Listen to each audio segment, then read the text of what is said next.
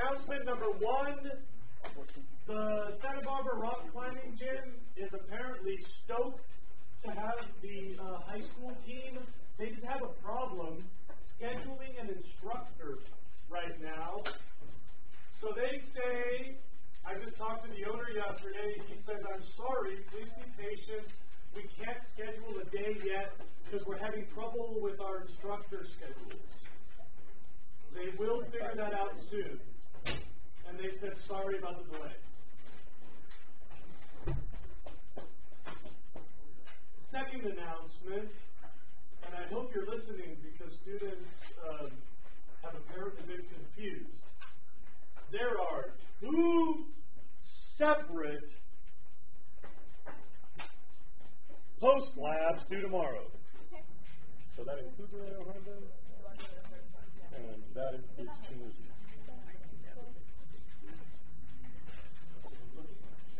That's funny. They all come together. Genetic superiority, we call that. You wouldn't understand. 2 post labs, both due tomorrow. In the soil salinization lab, it's called data analysis. In the soil lab, it's called post-lab questions. A lot of my students have asked me, can I do them on the same paper? I'll answer this with a choice for you. If you want to make sure that the aides notice there's a separate stamp, put it on a separate paper. Because sometimes, they work through a lot of paper, and they'll go 4.1 stamp, 4.2 stamp, 4.4 stamp, and they won't notice that 4.3 was on the back of 4.2. If you'd like to be absolutely certain that the aides will notice all of your separate stamps, do all the post labs on separate papers. Then again, it's only like 3 questions. So if you want to put the post lab on the back of the pre-lab, be very clear it has an obvious label by the stamp. What you're trying to do is manipulate the aides so that they're less likely to make an error with your grade. Are there any questions about the post-labs individual? You're not doing it as a group, you're doing 1 per person. Any questions about the post-labs? Anyone? Bueller? Okay. 4.6 got stamps. We know that there are 2 post labs. We talked about Santa Barbara Rock Climbing Gym. Where did we leave off yesterday? 16? Okay.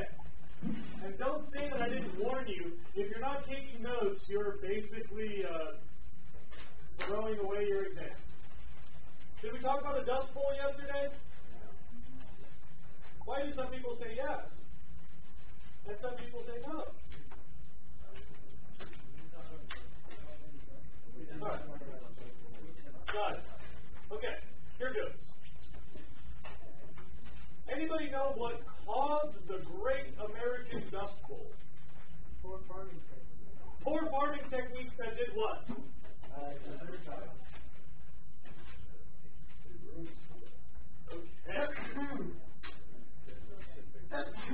Many of you are flirting with the right answer, but unfortunately, tangling up your bit. The introduction of big monoculture farms led to the overuse of one crop in an area, depletion of nutrients, and not using cover crop led to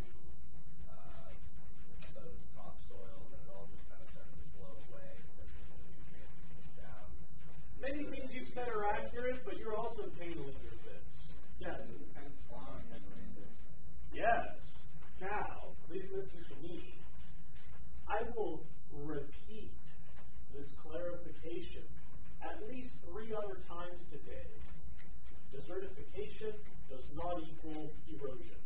They're different.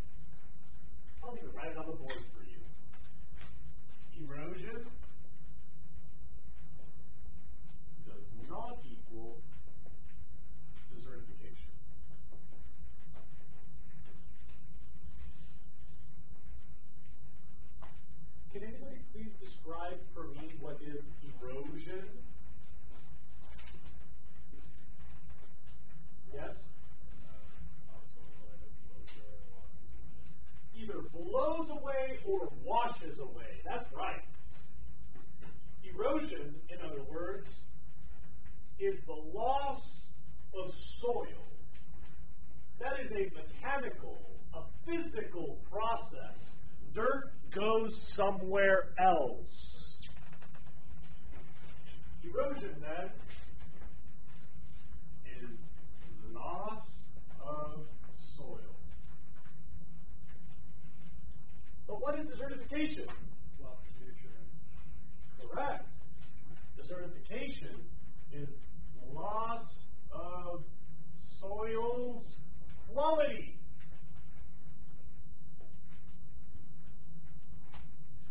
Technically, when I say quality, what I really mean is nutrient, organic material, which is the source of nutrients.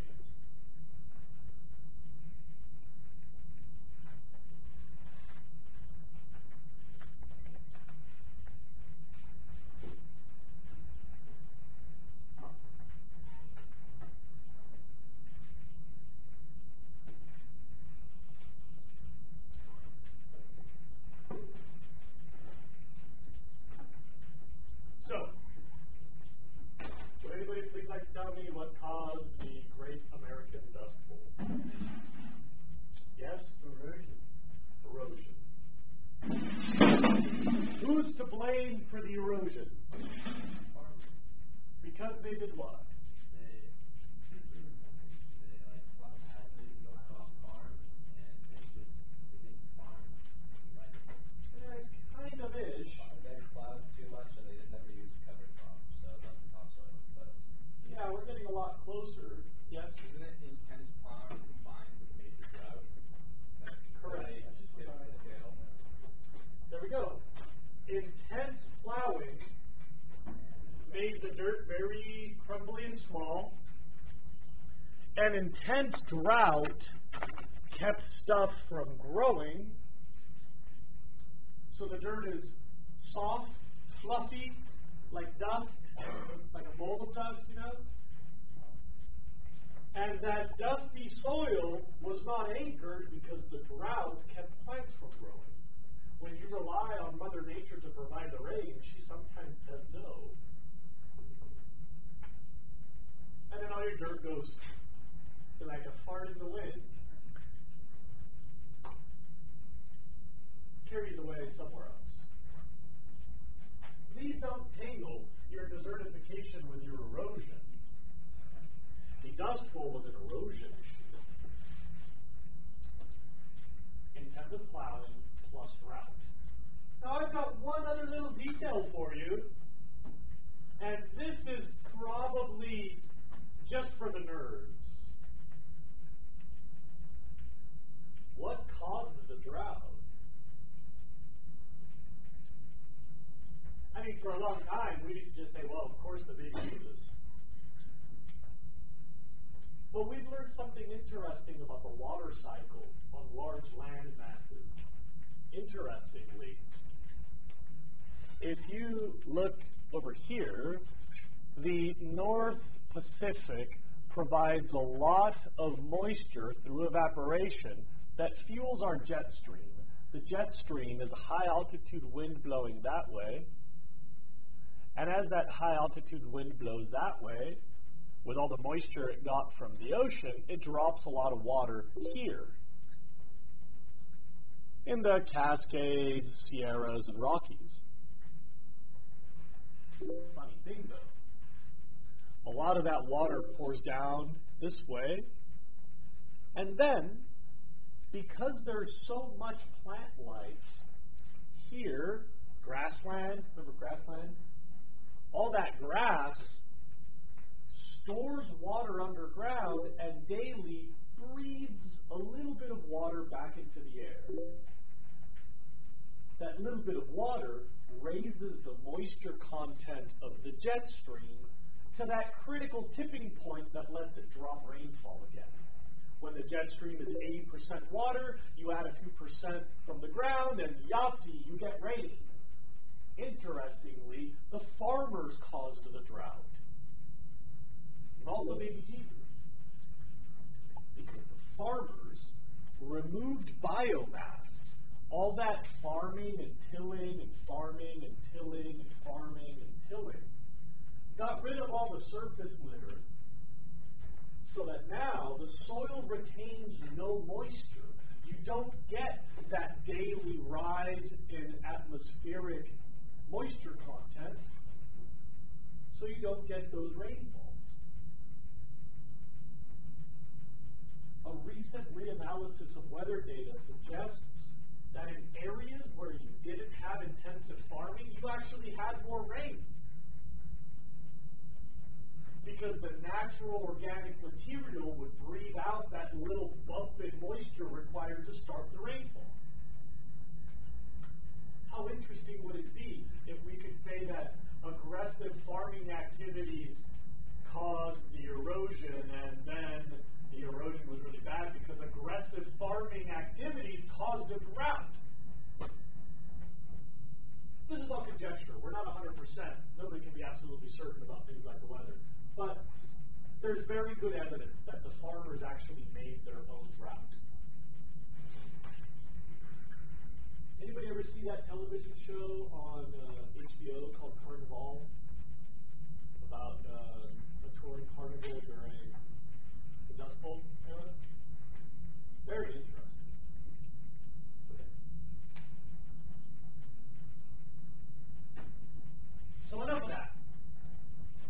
Number 17, please look up. I've drawn for you what you already got from the book, right here. O, A, E, B, C, and R. If you don't know how to read your book, I'm not going to read it to you.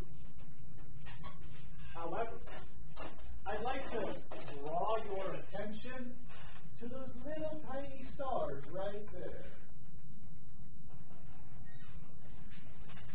Anybody know what those little tiny stars are?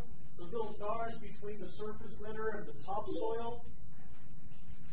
What are they? What? Anybody know?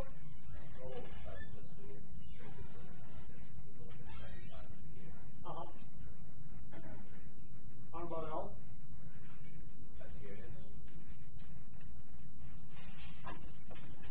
Are you all curious to know what those stars are? Nitrogen-fixing bacteria. Those stars include nitrogen-fixing bacteria. Those stars, they're ready. Scientific term. They are the magic mojo of the soil.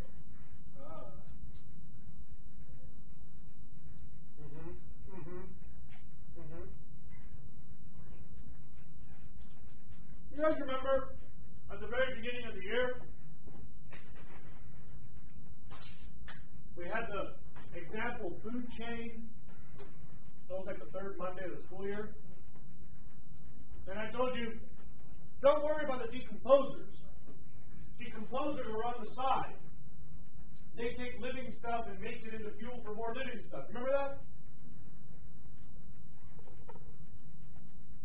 Here you have, look at that right there. Look, little trophic pyramid. Production needs to get good stuff out of the dirt. These stars are making the good stuff. You see, all people who don't spend a lot of time near dirt forget that dirt is an ecosystem. There's a whole food web at work. You might remember, if you watched that movie Dirt, if I have a good handful of good dirt, I'm holding more than 1 trillion individual bacteria.